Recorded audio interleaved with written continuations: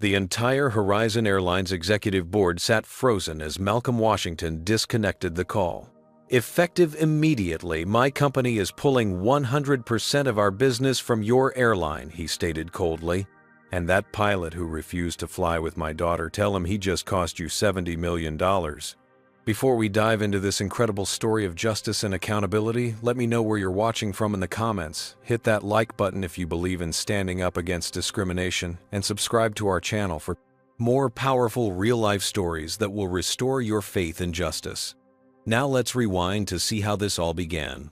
Jasmine Washington stared at the acceptance letter from MIT's prestigious aeronautical engineering program for the 100th time. The 17-year-old high school senior could hardly believe her perfect grades had secured her spot at the nation's top engineering school. Her hands trembled slightly as she tucked the letter back into her planner, excitement coursing through her veins about the upcoming campus visit. "You packed your student pilot logbook, right?" Malcolm Washington called from downstairs. "The admissions director specifically wants to see it." "Got it, Dad," Jasmine replied, patting the leather-bound book that documented her 50-plus hours in the cockpit. Since her 12th birthday, when Malcolm had arranged her first small aircraft experience, Jasmine had been obsessed with flying. Now, as a certified student pilot, she was only months away from her full license. Malcolm Washington beamed with pride as he waited for his daughter. As the founder and CEO of Washington Innovations, a rapidly growing tech company specializing in aviation software, he had built an empire from nothing. Growing up in a struggling neighborhood in Atlanta, Malcolm had worked his way through college on scholarships, eventually creating a revolutionary flight navigation system that caught the industry's attention. Now, 15 years later, his company was valued at over $2 billion, with clients including every major airline in North America. "You ready?" astronaut Malcolm asked, using his childhood nickname for Jasmine, as she descended the staircase with her small suitcase. "As ready as I'll ever be," she replied, trying to mask her nervousness. This visit could shape her entire future, meeting professors, touring research facilities, and hopefully connecting with other young women interested in aerospace. Malcolm wrapped his arm around her shoulders. "MIT won't know what hit them. Just like your old man, you're going to change the world of aviation." The Washington family driver loaded Jasmine's luggage into the sleek company SUV. Malcolm would accompany her to the airport, seeing her off on this first solo journey. He'd arranged everything through his company's premium account with Horizon Airlines, ensuring Jasmine would travel in first-class comfort. Washington Innovations has about $70 million in annual contracts with Horizon, Malcolm explained as they drove. "I've always appreciated their service, and their CEO, Brian Harrison, is a decent man. You'll be well taken care of." As they arrived at the bustling terminal, several airport staff members recognized the famous CEO, offering quick nods of acknowledgement. The VIP treatment continued at check-in, where the agent warmly welcomed them. "Miss Washington, we're delighted to have you flying with us today," the agent said, though. Jasmine noticed the woman's eyes kept darting to her father rather than addressing her directly. "You're all set for first class to Boston Seat 2A." As they walked towards security, Jasmine noticed occasional stares from other travelers, some curious, others less friendly. She'd grown accustomed to these looks over years of accompanying her father to business functions and industry events where black faces remained the exception rather than the rule. "Remember what we always say," Malcolm whispered, noticing her discomfort.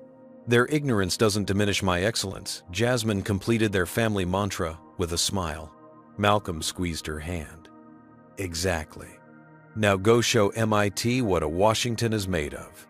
The first indication that this wouldn't be a routine journey came at the TSA checkpoint. Malcolm waved from the other side as Jasmine joined the priority security lane, her first-class ticket allowing this privilege. Ahead of her, a white businessman passed through with minimal interaction, collecting his belongings after the scanner with a cursory nod from the officer. When Jasmine presented her ID and boarding pass, the TSA officer's eyebrows raised slightly. "First class to Boston?" he asked, examining her documentation with unusual scrutiny. "Yes, sir," Jasmine replied politely, maintaining the composure her parents had taught her for such situations. "Step through, please," the officer finally said. But as Jasmine walked through the metal detector without triggering any alert, another officer approached. Random additional screening, the female officer announced, motioning Jasmine to a separate area while other passengers, mostly white, continued through the regular line without interruption.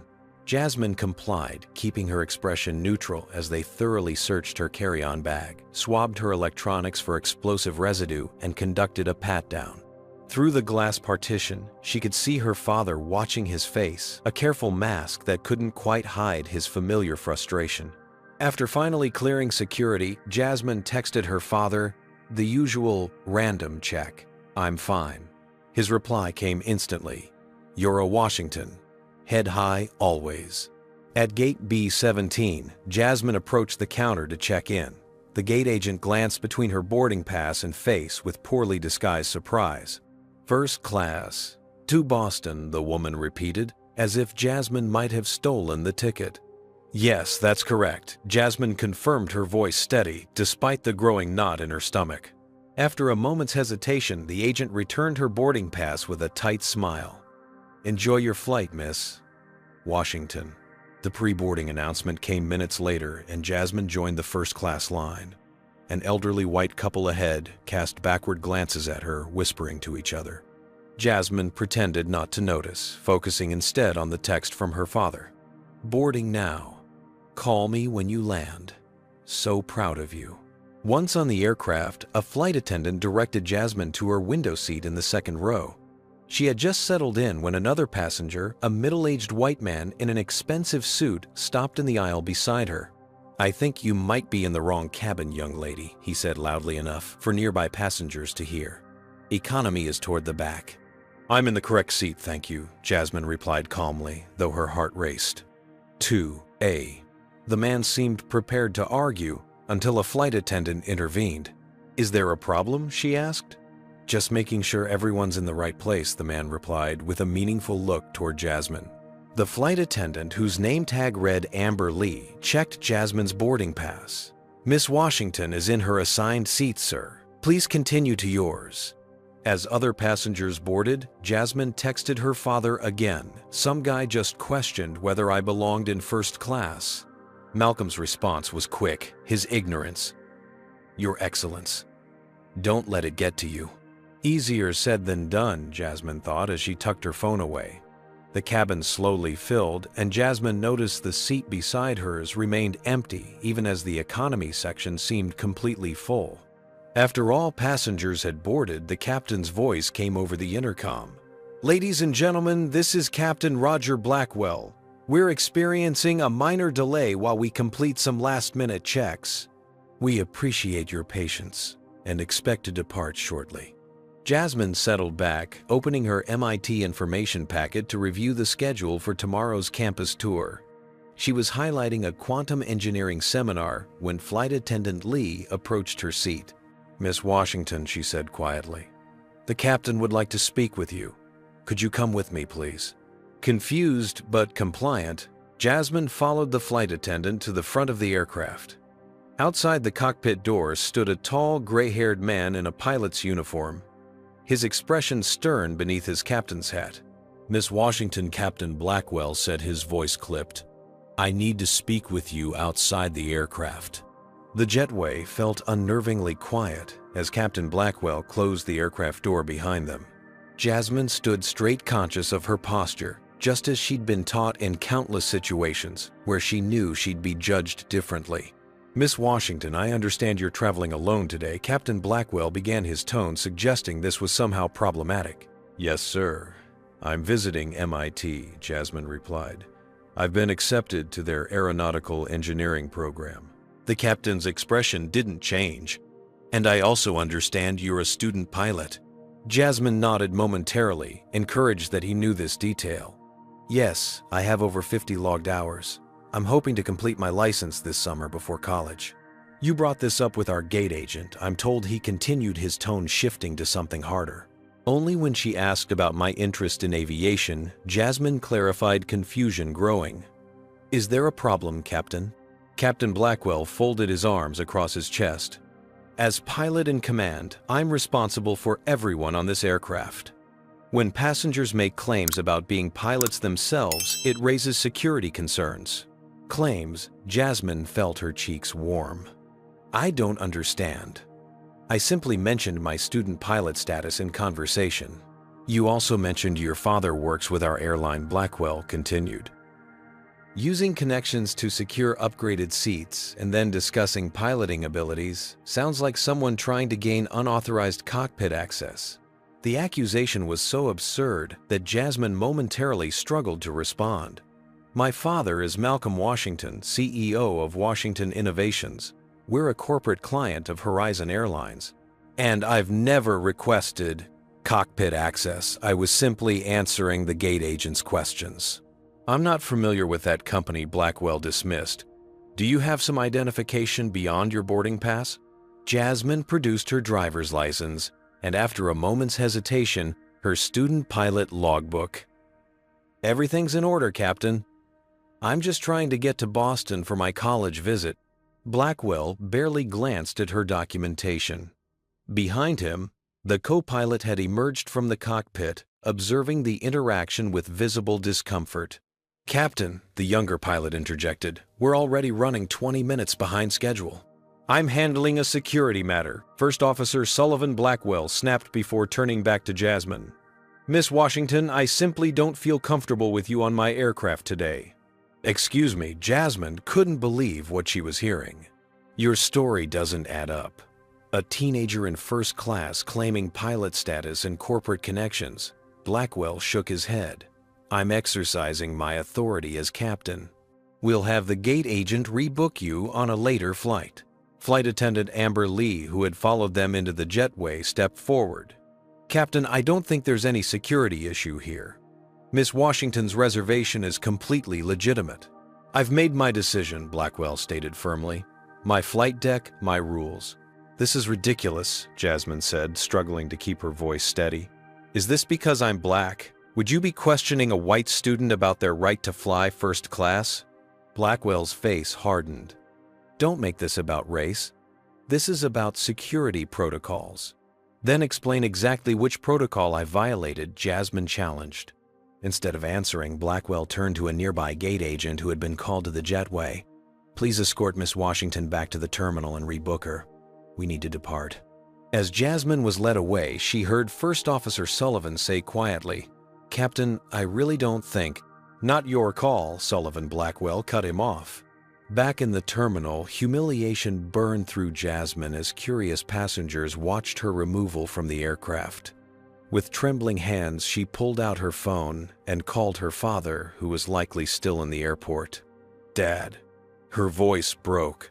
Despite her best efforts, they just kicked me off the flight. Have you ever witnessed someone face discrimination and felt that surge of protective rage? Comment number 1. If you think Malcolm was right to use his corporate power to fight for his daughter. Drop a number 2 if you believe he should have filed a complaint and followed standard procedures instead. What would you have done if your child was humiliated this way? Hit that like button if you believe corporations need to be held accountable for the actions of their employees, and subscribe to our channel for more stories about justice being served. Now, how do you think Malcolm reacted to hearing his daughter was removed from her flight? Was he going to accept this treatment of Jasmine, or was Horizon Airlines about to face the consequences of their pilot's actions? Let's continue with the story. Malcolm Washington had just reached the parking garage when his phone rang. Hearing the distress in his daughter's voice instantly transformed his demeanor from relaxed businessman to protective father. Where are you exactly? Malcolm demanded, already reversing direction and heading back toward the terminal. Gate B-17, Jasmine replied, trying to keep her composure.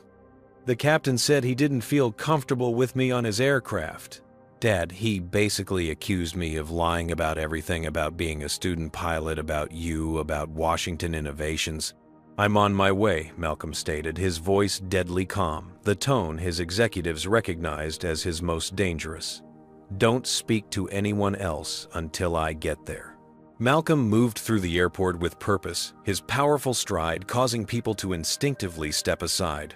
When he reached Gate B-17, he found Jasmine seated alone, her eyes downcast as nearby travelers shot curious glances her way. The sight of his brilliant, confident daughter looking so diminished sparked something primal within him. Jasmine, he called, and when she looked up, the relief on her face was painful to witness. "Dad," she said, rushing to embrace him. "I don't know what happened." "I do," Malcolm replied grimly. "Where's the gate agent who removed you?" A middle-aged woman behind the counter looked up nervously as Malcolm approached Jasmine beside him. "I'm Malcolm Washington, CEO of Washington Innovations, and this young woman's father," he announced, his voice carrying just enough to turn heads throughout the gate area. "I want an explanation for why my daughter was removed from this flight." "Sir, I understand your frustration," the agent began, "but I was simply following the captain's instructions." He cited security concerns. "What specific security concerns?" Malcolm demanded. I'm not authorized to discuss the captain's security assessments," the agent stammered. "Then find me someone who is," Malcolm countered.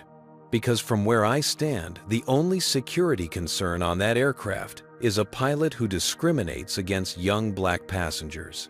The agent picked up her phone, speaking quietly, before turning back to Malcolm. "Terminal Manager Patricia Reynolds is on her way, sir. She'll address your concerns." Within minutes, a professional-looking woman in her 50s hurried to the gate, hand extended. "Mr. Washington, I'm Patricia Reynolds, Terminal Manager for Horizon. I understand there's been an unfortunate situation with your daughter's flight."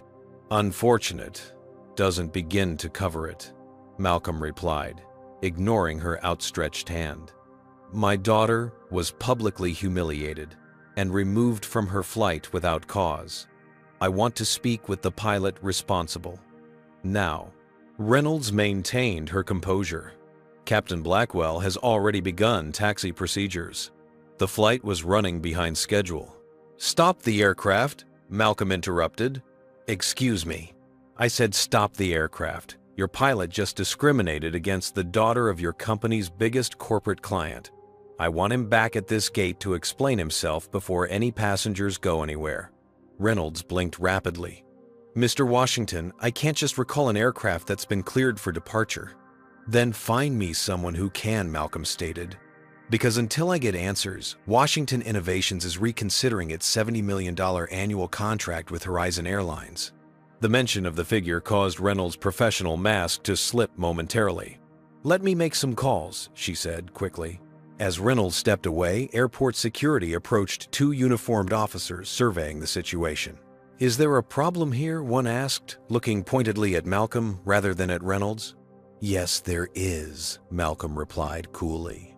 "Racial discrimination by one of your airlines.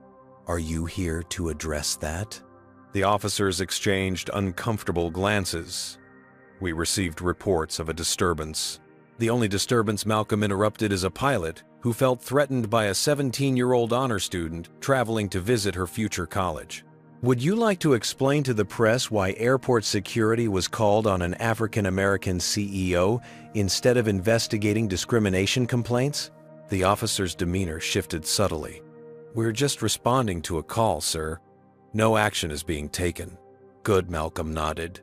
"Because I've already contacted our legal team, and they're very interested in how this situation is handled." Jasmine touched her father's arm. "Dad, maybe we should just book another flight. This is getting out of control." "No, Jasmine," Malcolm said firmly. "This stops here. You've done nothing wrong, and I won't let them treat you this way."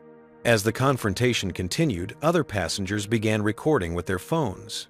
Malcolm noticed, but remained focused on Reynolds, who had returned looking considerably more concerned. "Mr. Washington, I've spoken with our operations center," she said. "The aircraft has already left the gate. I can't recall it without a security emergency."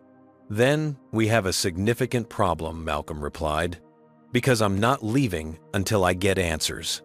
As the standoff intensified, a young man in a pilot's uniform approached from the jet bridge. "Mr. Washington," he said quietly, "I'm Ryan Sullivan, first officer on Flight 1372. I just told them I needed to use the restroom, but I actually wanted to speak with you." Malcolm studied the co-pilot carefully. "About what?" Sullivan glanced around nervously. "About Captain Blackwell.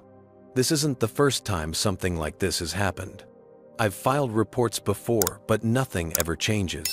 Dad, Jasmine whispered urgently. Listen to him. Malcolm nodded. I'm listening. The luxurious top-floor office of Horizon Airline CEO Brian Harrison offered a panoramic view of the runway operations, but Harrison wasn't admiring the scenery. His attention was locked on his phone, where Malcolm Washington's name flashed on the incoming call. Malcolm Harrison, greeted with practiced warmth. What can I do for you today? Looking to expand our partnership. The coldness in Malcolm's voice erased Harrison's smile immediately. Brian, your Captain Roger Blackwell just removed my daughter from her flight, claiming security concerns because he didn't believe a black teenager belonged in first class or could possibly be a student pilot. There was a brief pause before Harrison responded. That sounds like a misunderstanding, Malcolm. I'm sure the captain was just following. Don't, Malcolm cut him off. Don't insult my intelligence with excuses. My daughter was humiliated in front of an entire aircraft. Your pilot didn't even examine her ID or pilot logbook before declaring he didn't feel comfortable with her on his plane. Harrison shifted into damage control mode. I apologize for your daughter's experience, Malcolm. Let me look into this and get back to you. No, Malcolm interrupted again. This gets handled now.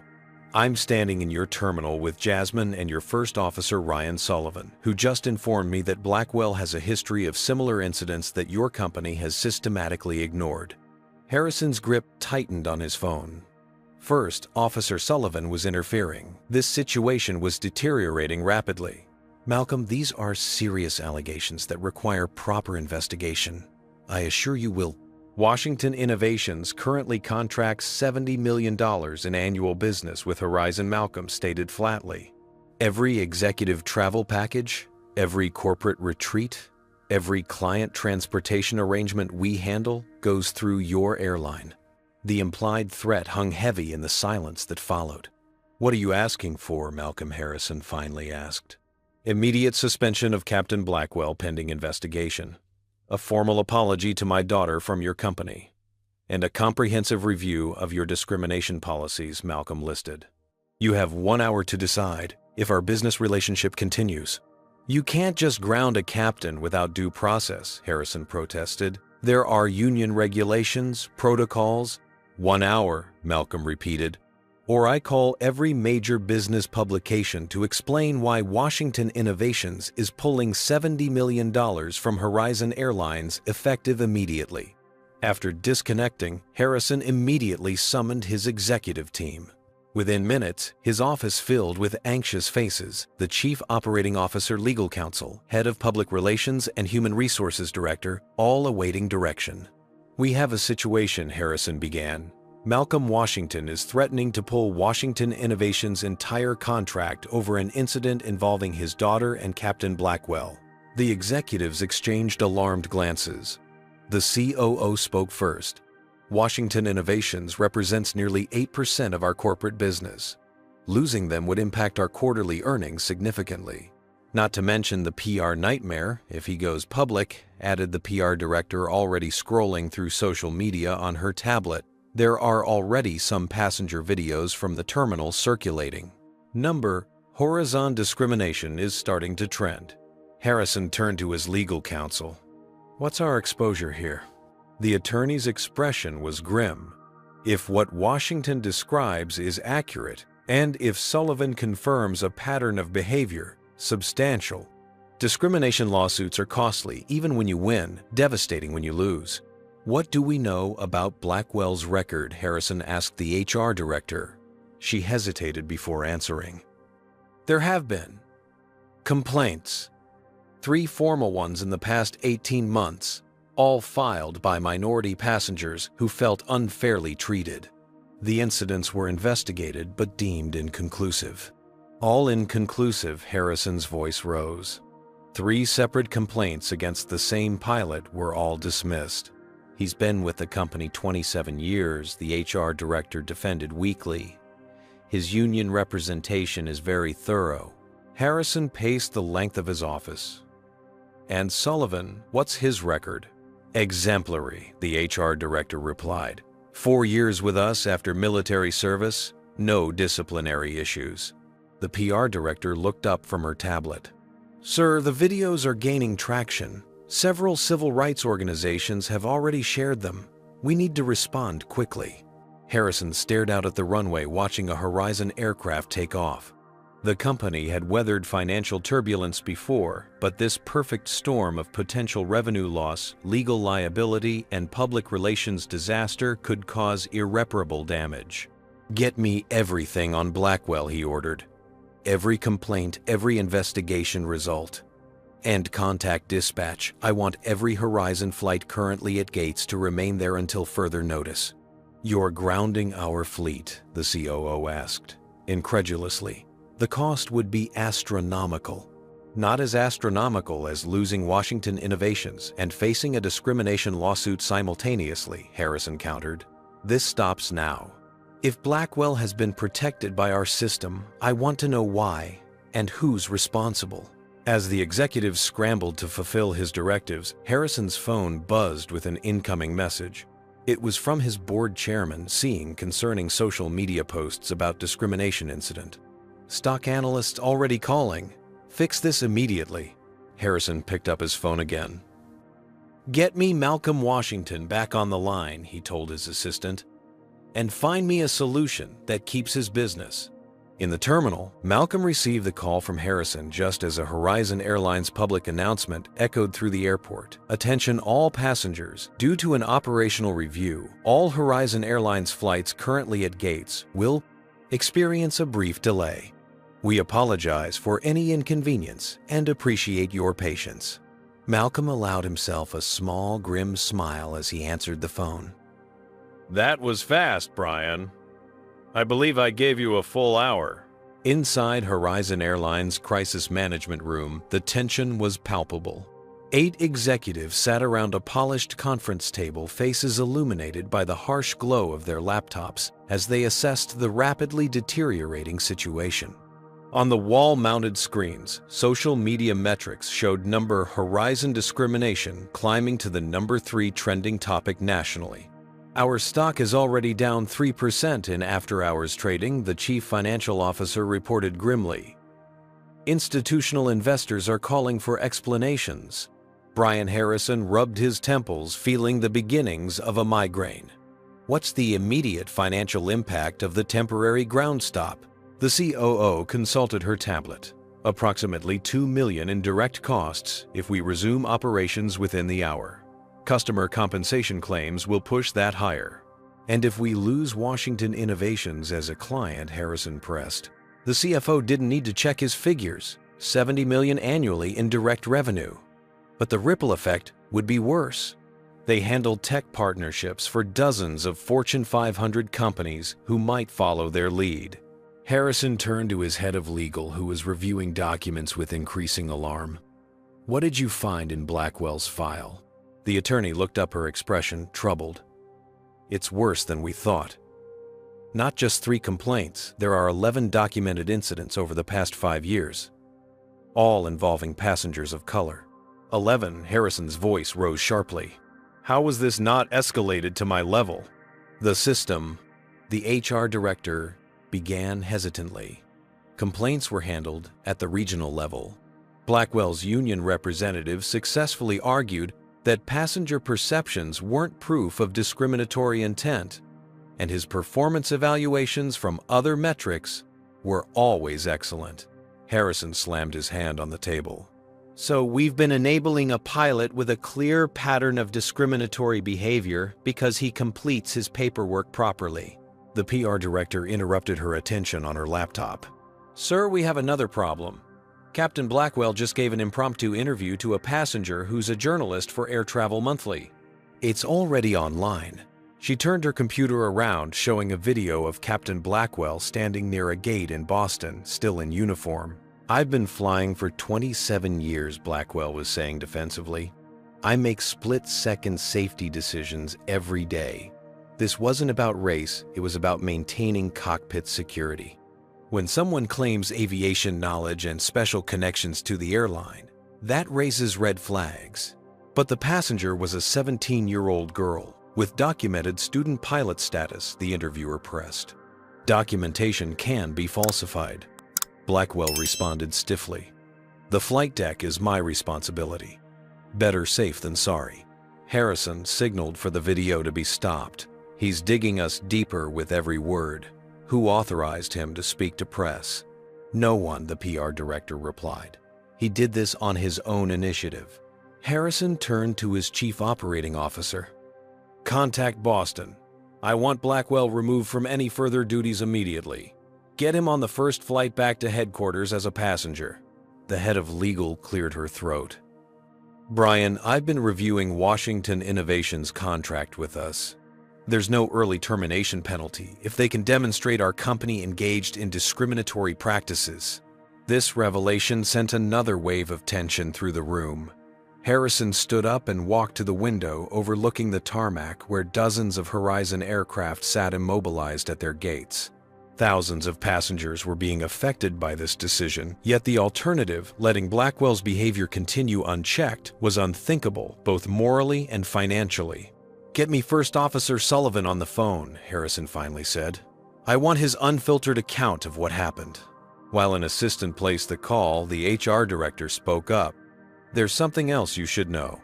After reviewing personnel files, we found 3 formal complaints filed by First Officer Sullivan regarding Captain Blackwell's treatment of minority passengers. All were dismissed by regional management as unsubstantiated. Harrison's expression darkened further. So Sullivan tried to do the right thing through proper channels, was ignored, and felt his only recourse was to speak directly to Malcolm Washington. That appears to be the case, she confirmed quietly. The phone on the conference table rang and Harrison activated the speaker. First Officer Sullivan, this is CEO Brian Harrison. I need your candid assessment of today's incident with Jasmine Washington. Sullivan's voice was clear and professional.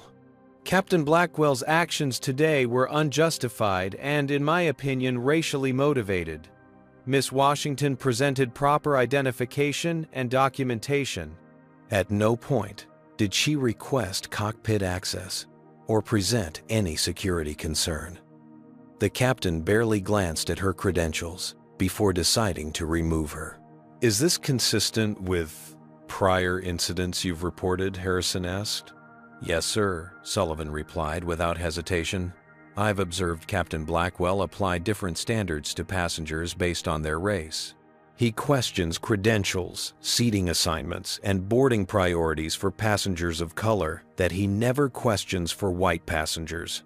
Harrison exchanged glances with his legal counsel. Thank you for your honesty, Sullivan. Please stay by your phone. We'll need a formal statement. After disconnecting, Harrison addressed his team. Here's what happens next. First, we issue an immediate public apology to Jasmine Washington. Second, we announce Captain Blackwell's suspension pending investigation. Third, we create a senior executive position focused exclusively on diversity and inclusion, reporting directly to me. That's all good, the PR director noted, but Washington could still pull his business. Harrison nodded. Which is why I'm going to offer him a seat on our board's new Ethics and Inclusion Committee. He'll have direct input on how we address systemic issues. The COO looked skeptical. You think that will satisfy him after what his daughter experienced? No, Harrison admitted. But it's a start. Now let's end this ground stop and get our airline moving again, with one exception. Captain Blackwell doesn't fly another Horizon aircraft until this investigation concludes. As executives dispersed to implement Harrison's directives, his phone buzzed with a text message from the board chairman. Saw your response plan. Bold moves. Full board support. Fix this right, not just fast. Harrison took a deep breath before calling Malcolm Washington again, knowing that the future of Horizon Airlines might depend on this conversation. The video had amassed over 2 million views in just 6 hours. A shaky smartphone recording showed Malcolm Washington standing protectively beside his daughter in the airport terminal, his voice clear despite the ambient noise. My daughter was removed from this flight for one reason only, because Captain Blackwell couldn't believe a young black woman belonged in first class or could possibly be a pilot in training. The footage hastily captured by another passenger had ignited a firestorm across social media platforms. Number Horizon discrimination had evolved into Number Ground Horizon and Number Justice for Jasmine, with thousands sharing similar experiences of discrimination in air travel. In her family's living room, Jasmine watched the online reaction with a mixture of validation and discomfort.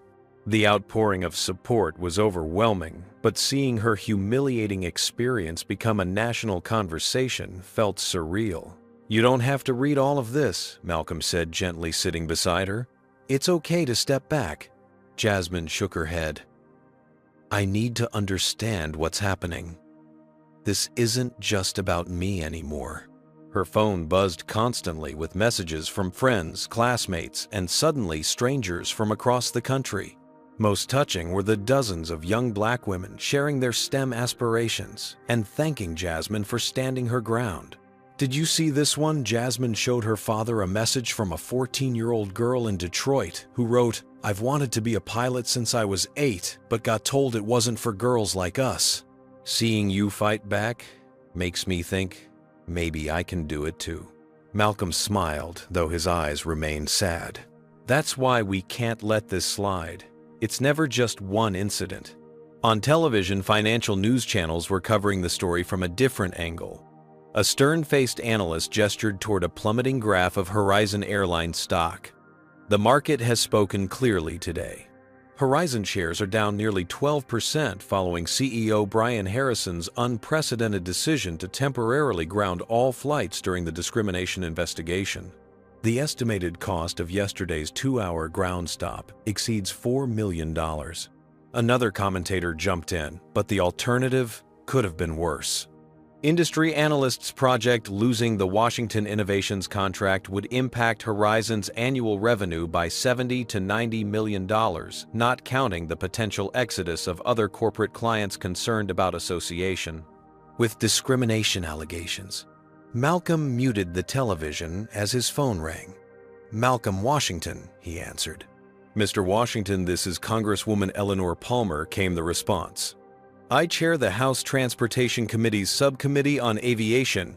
We've been monitoring the Horizon Airlines situation, and I'd like to discuss the broader implications for industry regulations."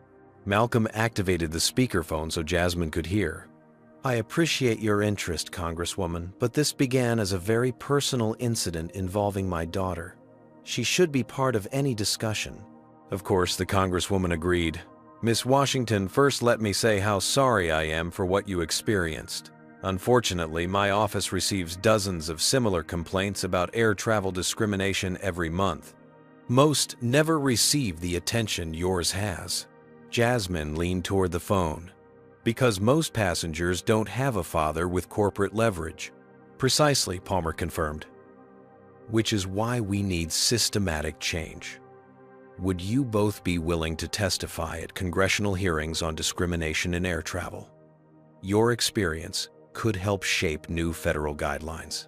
Before they could respond, Malcolm's other phone chimed with an urgent email notification.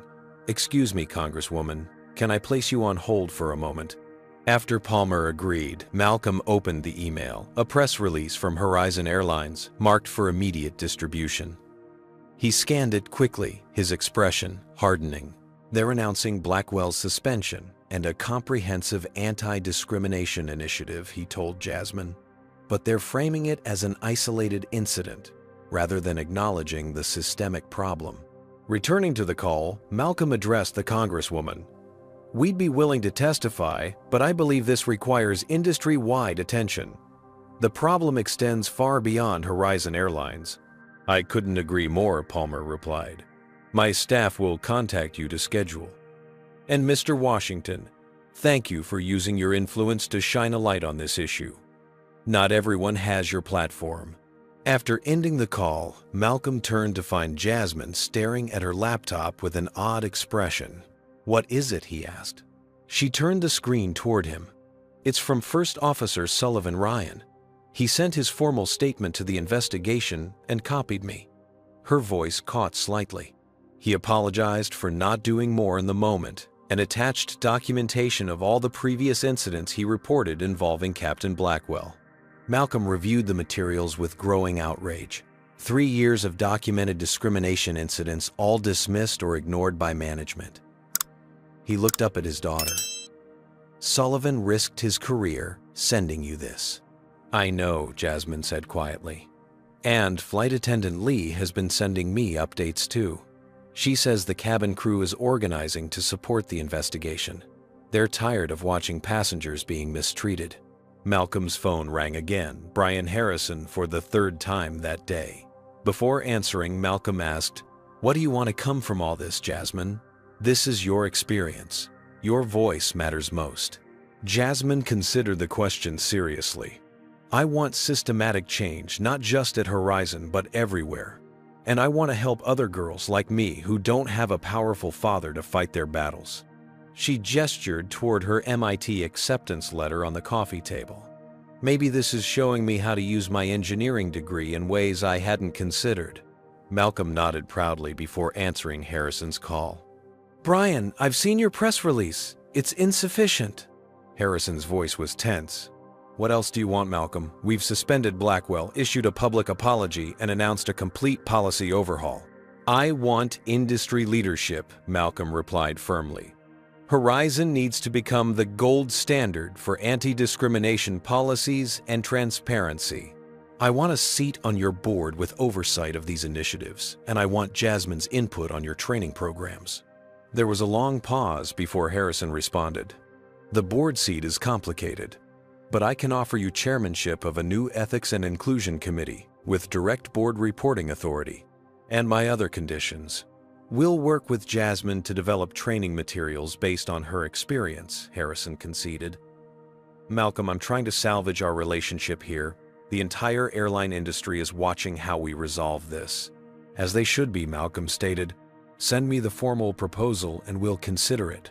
But understand this, if the investigation reveals additional executives who buried discrimination complaints, they need to go too.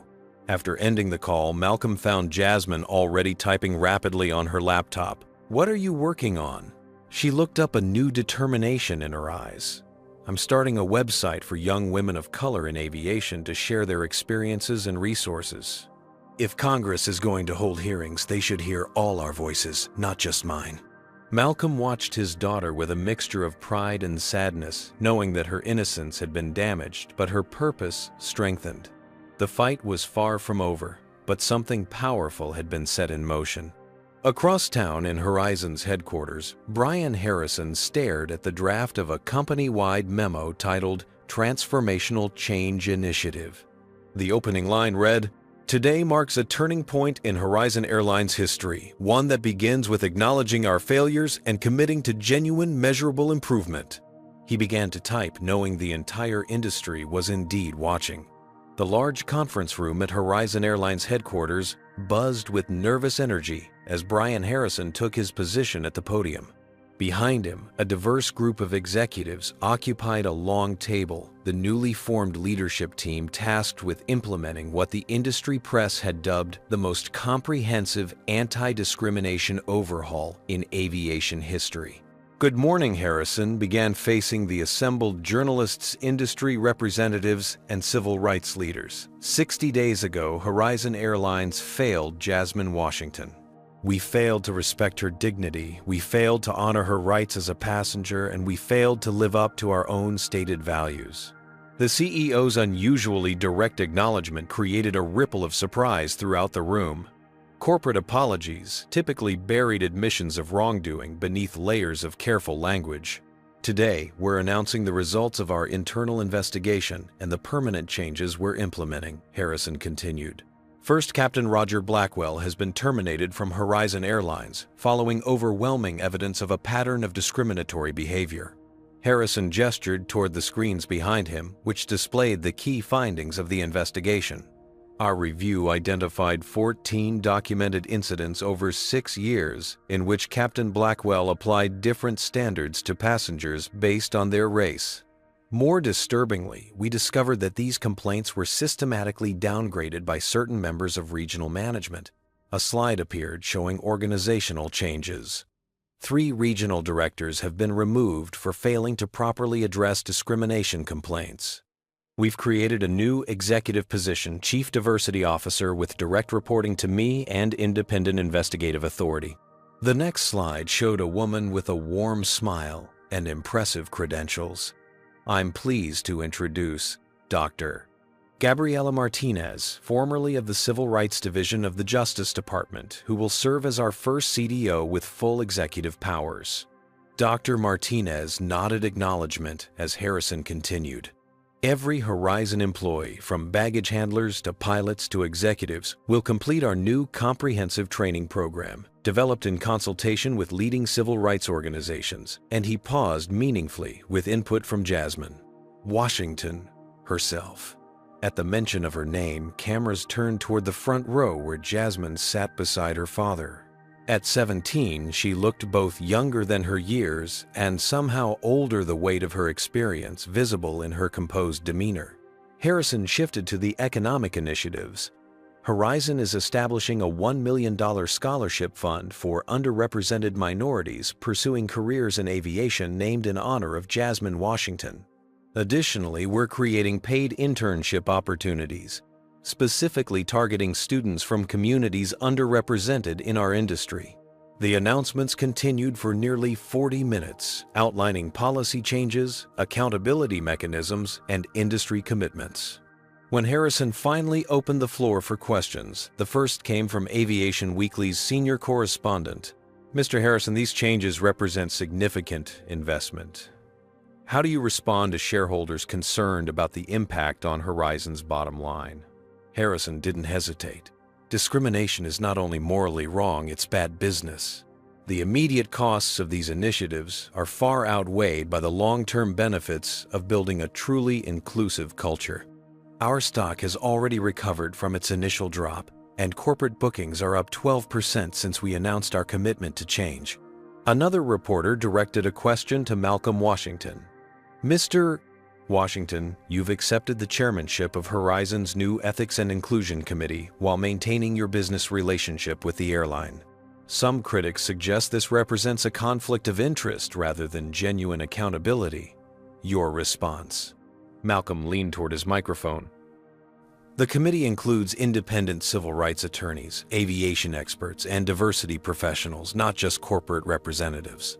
Our proceedings are transparent, our recommendations are public, and our authority is real. I accepted this role because meaningful change requires sustained pressure from both outside and within. The most poignant moment came when a reporter from Black Enterprise asked Jasmine directly about her feelings toward the airline. Watching these changes unfold has been validating, she answered thoughtfully. But the real test will come in how Horizon treats the next young Black passenger who doesn't have a father with corporate influence. True transformation isn't measured by press conferences, but by everyday experiences. After the media event, Jasmine and Malcolm met privately with First Officer Ryan Sullivan, recently promoted to captain following Blackwell's termination. I wanted to thank you personally, Sullivan told Jasmine. Your courage changed this company in ways I've been trying to accomplish for years. You risked your career to speak up, Jasmine replied. Not many would have done that. Sullivan shook his head. Too many of us stayed quiet for too long. That's changing now. The pilots' union has established its own anti-discrimination committee, and flight crews are speaking out about issues they previously tolerated. Flight attendant Amber Lee, now serving as cabin crew representative to the ethics committee, joined them. The culture shift is remarkable, she confirmed. Employees who previously feared reporting incidents now feel empowered to come forward. As they prepared to leave, Brian Harrison approached with Dr. Martinez. Malcolm, Jasmine, before you go, there's something you should see. He led them to the company's operations center, a vast room where flights worldwide were monitored on massive digital displays. At Harrison's signal, a supervisor activated a special screen showing a live feed from a Horizon aircraft. This is the inaugural flight of our updated training program, Harrison explained. Every crew member has completed the new diversity protocols. The camera showed a diverse flight crew welcoming passengers aboard, including a young Black girl wearing pilot wings on her jacket. The captain knelt to her level, explaining features of the aircraft with evident enthusiasm. That's Captain Wilson Lee explained. She's one of our few black female pilots. We're making sure she's visible as a mentor to our young passengers interested in aviation. Jasmine watched the interaction, emotion flickering across her face. That could have been me 10 years ago. It still can be you, Malcolm reminded her gently. This experience doesn't define your future unless you choose for it to. Harrison turned to them with uncharacteristic vulnerability. I know these changes don't erase what happened, but I hope they represent a genuine commitment to doing better. Jasmine considered his words carefully before responding. True change isn't a destination, it's an ongoing journey. The real test will be what Horizon looks like 5 years from now, not just during this moment of scrutiny.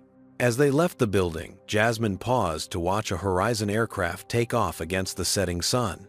The company had painted a new slogan across its fleet, Rising Together. Whether those words represented genuine transformation or merely clever marketing remained to be proven through consistent action rather than promises. For now, though, something significant had shifted not just at one airline, but across an industry finally forced to confront its uncomfortable truths. 6 months had transformed everything. Jasmine Washington stood at the edge of MIT's campus autumn leaves, swirling around her feet as she gazed up at the aerospace engineering building where she now spent most of her days. The prestigious university had always been her dream, but she'd never imagined arriving as something of a celebrity. Miss Washington called Professor Elaine Chen hurrying across the quad. The dean wanted me to remind you about tomorrow's aviation industry panel. As our most famous freshman, your participation is particularly valued. Jasmine smiled. I'll be there. I've finished preparing my remarks on inclusive design principles in cockpit interfaces. Excellent, Professor Chen replied. The industry representatives are especially eager to hear your perspective. As the professor departed, Jasmine checked her phone. 3 new messages waited, one from her father, one from Captain Ryan Sullivan, and one from Gabriela Martinez, Horizon's Chief Diversity Officer. Her life now straddled 2 worlds, that of an engineering student and that of an unexpected civil rights advocate. Malcolm's message included a photo from that morning's board meeting at Horizon Airline's headquarters. The caption read, "Just unanimously approved expansion of scholarship program to 20 recipients annually. Proud of what you started." Since accepting the Ethics and Inclusion Committee chairmanship, Malcolm had leveraged his corporate influence to push for unprecedented changes across the airline industry.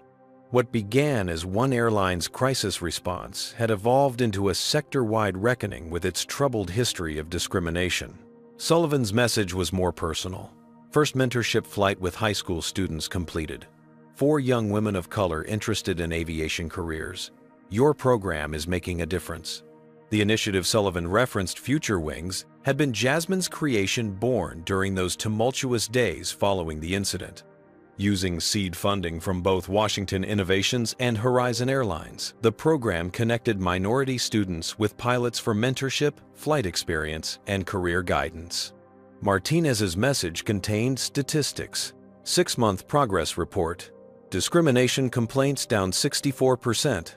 Minority passenger satisfaction up 41%. Employee diversity in leadership positions up 18%. Real change happening. Thank you. Jasmine tucked her phone away as she entered the engineering building.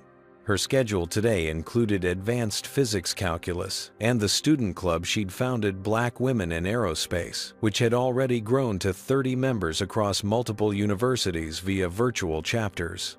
As she settled into the lecture hall, Jasmine reflected on how differently things might have gone.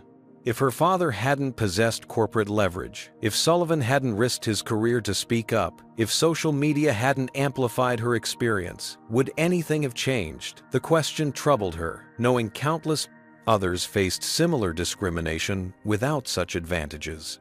That evening, Jasmine's phone rang while she studied in her dorm room. "Hey, astronaut," Malcolm greeted when she answered. "How's campus life?" "Busy," she replied. "Sometimes I wonder if I should defer some of these speaking engagements to focus on my coursework." "Your choice," Malcolm said. "Though I suspect you're excelling at both." Jasmine smiled.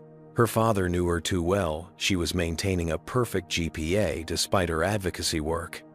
How was the Horizon board meeting? Productive. Harrison is surprisingly committed to making this transformation stick. The quarterly diversity metrics are now tied to executive compensation, and they've hired 68 new employees from underrepresented groups into leadership tracks. And Captain Blackwell Jasmine asked, she rarely spoke of him, but sometimes wondered about the man whose actions had catalyzed such widespread change. Malcolm hesitated, still pursuing his wrongful termination lawsuit, though his legal team has suggested settlement after 3 witnesses came forward with additional incidents.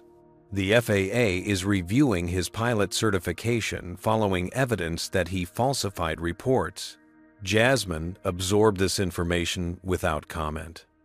She'd never wished for Blackwell's destruction, only accountability and change to prevent others from experiencing what she had. There's something else, Malcolm continued. The congressional hearing is scheduled for next month. The Transportation Committee wants both of us to testify about industry-wide discrimination issues. I'll be there, Jasmine confirmed. The congressional interest had expanded beyond her individual case to examine patterns across airlines leading to proposed federal legislation establishing new civil rights protections for passengers. After ending the call, Jasmine returned to her engineering project, a redesigned cockpit interface that accounted for a wider range of user heights, hand sizes, and visual processing differences. Her professor had already suggested submitting it for patent consideration. The next morning dawned clear and crisp. Jasmine arrived early at the small regional airport where she continued her flight training whenever her schedule permitted. Today marked a significant milestone, her first solo cross-country flight since the incident. Captain Sullivan had arranged for her to use one of Horizon's training aircraft as part of their new community outreach program. As she completed her pre-flight checks, Jasmine noticed a small crowd gathering near the hangar. Surprise called a familiar voice. Jasmine turned to find her father approaching, accompanied by flight attendant Amber Lee, Dr. Martinez, and a group of teenage girls wearing Future Wings program jackets. "What's all this?" Jasmine asked, emotion catching in her throat. "Your first official mentorship flight," Malcolm explained. "These young ladies are the inaugural Future Wings scholarship recipients. They wanted to watch your takeoff." One girl stepped forward shyly. "Miss Washington, I'm Keisha. I started flight lessons because of you. My mom showed me your story, and I realized I could do it too." Jasmine knelt to examine the wings pinned to Keisha's jacket, student pilot wings identical to the ones she'd worn on that fateful day 6 months ago. "These look good on you," she said. "Keep them polished." After meeting each girl and answering their questions about aviation careers, Jasmine completed her final preparations. As she taxied toward the runway, she caught sight of her father standing with the group. His expression, a mixture of pride and lingering protectiveness. The controller's voice came through her headset. "Cessna 172 November 34 Whiskey, you are cleared for takeoff." "Roger that," Jasmine responded professionally. "November 34 Whiskey, cleared for takeoff." As the aircraft accelerated down the runway, Jasmine felt the familiar exhilaration of flight. The small plane lifted smoothly into the air, banking gently as she established her course. Below the Future Wings, girls watched with upturned faces, witnessing possibility take flight. In her cockpit, secured in the side pocket, Jasmine carried a newspaper clipping announcing the Washington Foundation, her father's newest initiative, providing aviation opportunities for underrepresented youth. The headline read, "From Discrimination to Destination, How One Incident Changed an Industry." The aircraft climbed steadily through clear skies as Jasmine checked her instruments. The horizon stretched infinitely before her, a fitting metaphor for the unexpected journey that had transformed a painful incident into a platform for change, not just for herself, but for all those who would follow. This story powerfully illustrates how systemic discrimination persists when good people remain silent. Captain Blackwell's behavior wasn't an isolated incident, but part of a pattern that flourished because the airline prioritized avoiding conflict over addressing injustice. True change required both external pressure, Malcolm's corporate leverage, and internal courage, Sullivan and Lee speaking up. While not everyone has a CEO parent, Jasmine's experience demonstrates that discrimination must be confronted at both individual and institutional levels. Her transformation from victim to advocate shows how painful experiences can become catalysts for broader social progress. The Washington family used their privilege not just for personal justice, but to create pathways for others without such advantages. Perhaps most importantly, Horizon Airlines' eventual response proves that meaningful change is possible when organizations take responsibility rather than hiding behind excuses. By acknowledging wrongdoing, implementing accountability measures, and committing to ongoing improvement, they transformed a crisis into an opportunity for genuine progress. The ripple effects of standing against injustice extend far beyond a single incident, inspiring others to recognize their own power to create change. What would you do if you witnessed discrimination in a public setting? Would you speak up like Captain Sullivan? Or would fear of consequences keep you silent? Have you ever experienced discrimination similar to Jasmine's? Share your thoughts in the comments below. If this story resonated with you, please hit the like button and subscribe for more powerful stories of courage and justice. Share this video with someone who needs to be reminded that speaking truth to power can create lasting change. Thank you for watching, and remember, in the fight against discrimination, silence benefits the oppressor, not the victim.